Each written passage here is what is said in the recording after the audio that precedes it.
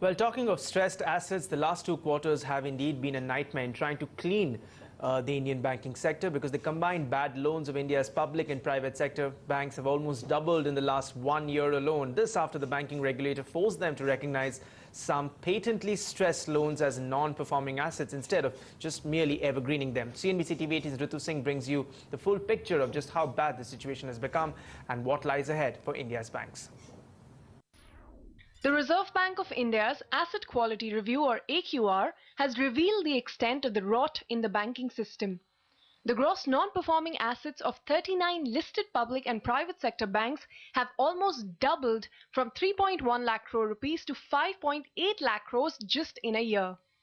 While the public banks accounted for the bulk of the pain, with their NPAs rising by 95% to 5.3 lakh crore rupees, private banks reported a 75% rise in gross NPAs, which rose from 29,000 crore rupees in March 2015 to 51,000 crores by March 2016. Does this mean the worst is behind? Barely. I do see the NPA percentage coming down. I would not say that the entire stress has gone. We would see some stress during the year, but I think, as Governor has said, the entire cleanup would happen by the end of FY 2017. Among the top 5 largest public banks, while SBI contributed the most to NPLs in gross terms, Bank of Baroda reported the sharpest rise, with bad loans rising by almost 150% in a year. For their private counterparts, while ICICI Bank contributed most to the total NPLs, Yes Bank reported the sharpest rise. This cleanup drive also resulted in deep losses, with the combined profits of banks plummeting by over 66% in the fourth quarter. Despite declaring a record NPAs over and above the RBI's AQR list, most of these banks have also put an equally high number of loans on what they call a watch list. These are loans that they fear are under the risk of turning bad. For instance, SBI has put 31,000 crores worth of loans under this list.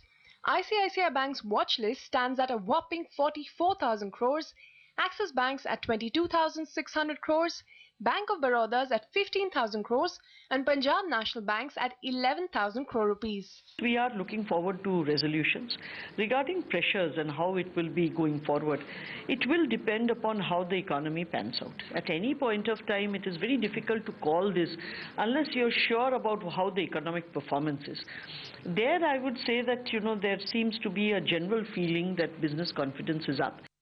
While each bank claims it will be monitoring this list very closely, little has been said about the realistic recoveries.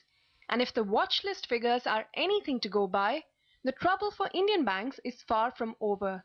In Mumbai, Ritu Singh. All right, now